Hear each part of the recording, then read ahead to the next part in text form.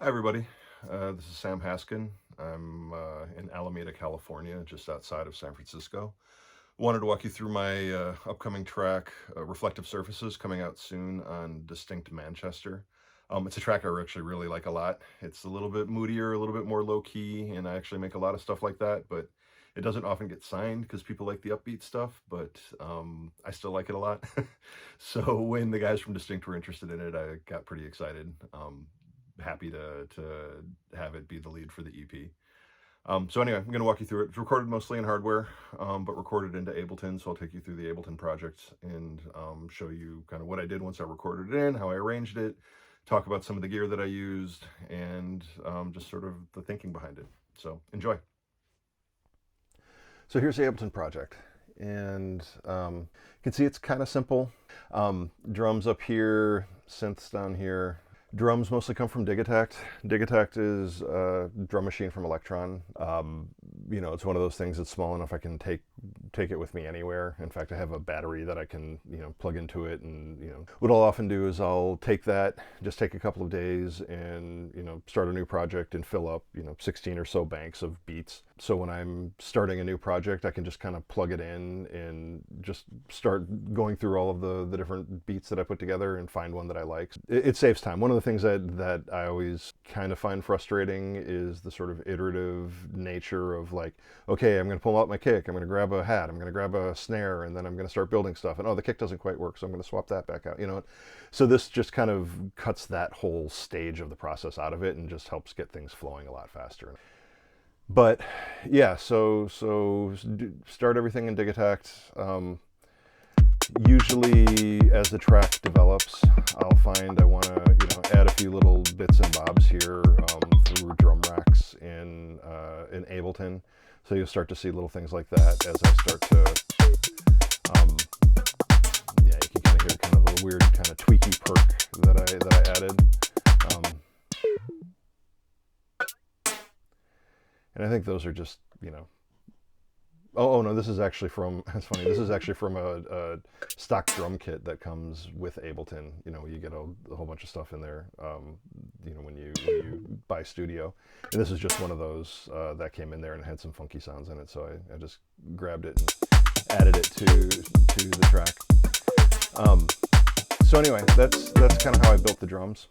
I recorded everything in. I didn't really worry about arrangement. I still, even though I use a lot of hardware, like I record the hardware in as loops, and then I kind of break everything apart and arrange things that way.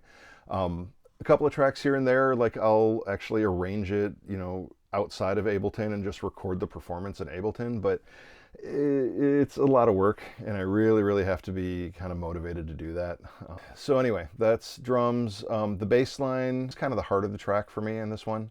What I did, well, first of all, I recorded it in Mono Lancet, or with the Mono Lancet. Mono Lancet is a synthesizer from Vermona. It's a mono synth, kind of designed for bass lines. It just has this like super nice, deep, booming sound. Here, let me just play it for you. I think I have. You can just see like it's just big and it sounds beautiful. And when I recorded it in, I actually used FabFilter Saturn because I really like the saturation, both the saturation and kind of the one knob compressor on it. It kind of brings out the attack a little bit and adds just enough kind of hair to the upper harmonics to help it stand out a little bit. And I really, really like it. But so anyway, yeah, recorded it in the pattern that I did it is actually it's an 18 bar pattern. The idea is I wanted it to kind of be this like walking bass line that kind of meanders through the whole track, not something that repeats every 2, 4, 8, or 16. And so that way it just kind of like it's kind of telling its story through the entire track, and it's not like this repeated loop that you can recognize. And because it's on the 18, it runs long enough where, I think if I made it like a 6 bar loop, you'd probably start to kind of recognize the looping points after a while. But because it's so long, like it just kind of goes and goes and goes and goes and just kind of feels like it's always moving, which is what I really, really wanted. Then yeah, when I recorded it in, I recorded it for, I don't know, this must be, I don't know, 105 bars is maybe 3 or 4 minutes. and I just kind of let it go. One of the reasons I let it go is because it's an analog synth. I don't know if you can see it. Like, it's always kind of, you know, the phase is always kind of moving a little bit, especially because it's like two oscillators that are playing together, and they're always kind of interacting with each other, which also gives it kind of this flowing variation. And especially if I'm running it through a compressor, you know, the variation doesn't go too wild just in terms of volume, but it still kind of gives an alive, like a very subtle kind of living feeling to it. And then I just kind of chopped it up. And actually, I think I have a section here where I loop it a little bit shorter. Yeah, here I take like a 4-bar loop of that just to kind of get it started. Yeah, this is kind of like the memorable hook of it. And I think I even like took a part out of it just to kind of keep it a little bit more memorable. But then the minute we're out of that intro section, then I kind of throw in the 18-bar loop, see? And it'll keep rolling.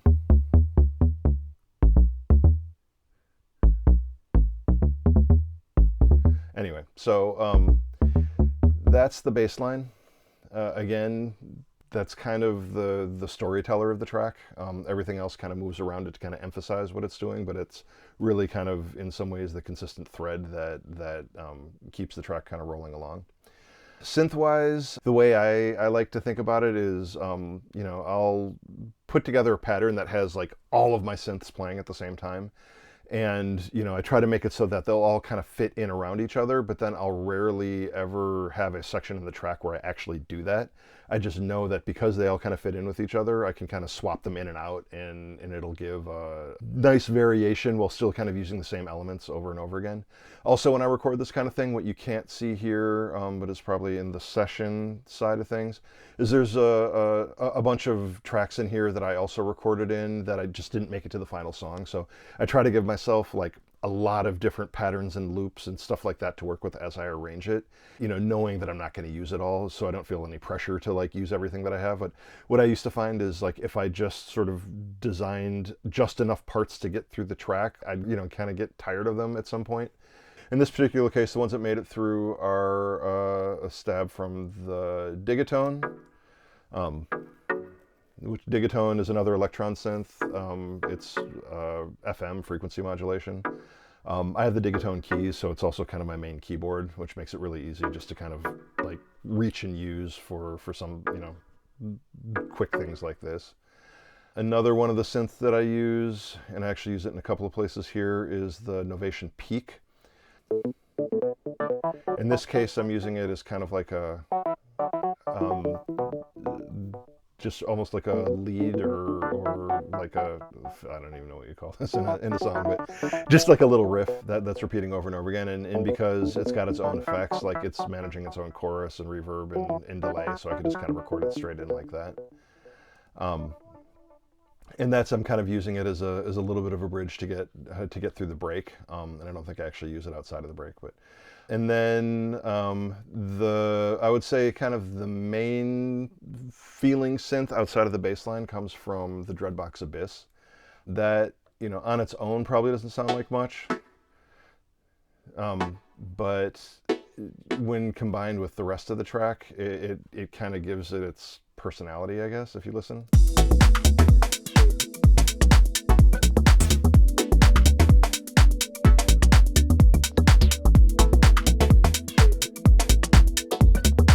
Kind of like the thing that's talking. And you also notice even after I record it, I'm you know, editing sections out here and there, and sometimes the sections that I edit out differ from section to section. It's also just kind of another way to give it motion and like not give everything at once. But anyway, so yeah, the Dreadbox Abyss is I love it. It's a weird, quirky little synth. Dreadbox is known for making weird, quirky shit, but it has these really kind of quirky effects on it. It's got like a Bucket Brigade delay chip. It's got a phaser, which I think is also Bucket Brigade, and then what they call reflector, which to me just sounds like another phaser, but it sounds totally different than the other phaser. You know, it's one oscillator, and you know, it's kind of an untamed oscillator as it is. It's a little wild and not totally stable, which I think is awesome. But then you put these very unstable effects on top of it, and you get just like this weird, really unique kind of quirky sound. And you can hear later on in the track where I was playing with the delay a little bit. I think it was towards it was at the end of the last break. This is the onboard delay, and I'm just like tweaking the delay length. And you can see I kind of had to edit a little bit because, you know, I just recorded a long section of me doing this, and I wanted to kind of splice the best parts of it together. But then, yeah, and then that's just me playing with the onboard delay because it's so like, you know, quirky and unstable and fun. I thought it was just kind of like an interesting thing to kind of open up as the track evolves. Other things I have going on here, the pad is split between the Novation Peak, and that's about as simple of a pad as it gets. I think it's, you know, probably a square wave and a saw wave, just filtered down with you know, chorus and reverb and a little delay put on it, and then, you know, like just a chord or a two chord pattern. And then I think I did the same thing. I have a Prophet 12 with the same thing, just kind of adding a little bit of kind of different motion. So, you know, the different synths, they have their own effects, they have their own, you know, their own ways of kind of moving the sound around. And so when you put them on top of each other, it kind of creates these two things that, oh, I guess they're both playing right now. These two things that, yeah, this is the Prophet 12. You know, kind of play off of each other and create kind of a whole sound in and of itself. So that's both of them together. Also, the arrangement is pretty standard fare. Start light and minimal, kind of introduce the characters as it goes forward till you get to the break where you kind of have everything going at once, and then kind of cool it down into the break so you can kind of start over again and do it all over again in a different order. I'll play the 8 bars before the break and then kind of through the break, and you'll see how that works.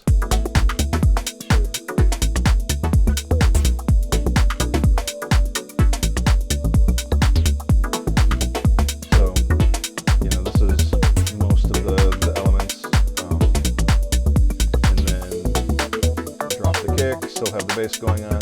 Oh, one more thing I didn't talk about is I also used the electric plugin in Ableton for like electric piano noises, just because I just like how it sounds and it's easy to use. But you can hear it here.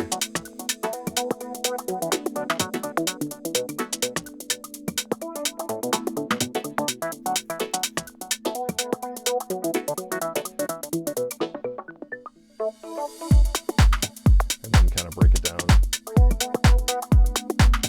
Let that new electric piano sound that I just introduced kind of carry it through, and then bring the bass back in as it comes back up.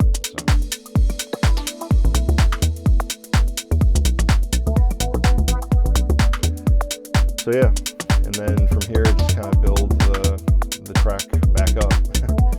Start to add the Abyss, and then throw in the peak. And you can hear the Abyss. This is where I start to kind of play with the delay timing on the Abyss. Make the voice a little more urgent, I guess. Draw some attention to it.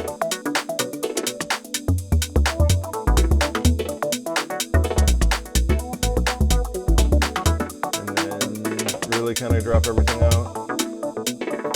Cool it down. Let the Abyss just kind of do its thing.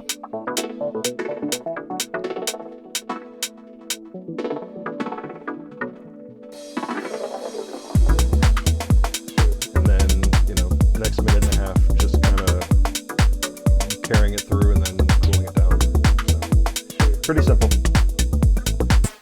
That's kind of the gist of the track. It's a track that I'm actually pretty fond of. I had a lot of fun making it. It was one of those moments where It was like 1 o'clock in the morning, and I had all my machines running, and it was just sounding really kind of good. And I was a little bleary-eyed just from a full day of work and then a full night in the studio. But just kind of one of those moments that it kind of captured a good feeling, and I'm glad the track that came out of it actually kind of continued that forward. So anyway, hope you found that interesting. Thanks a lot.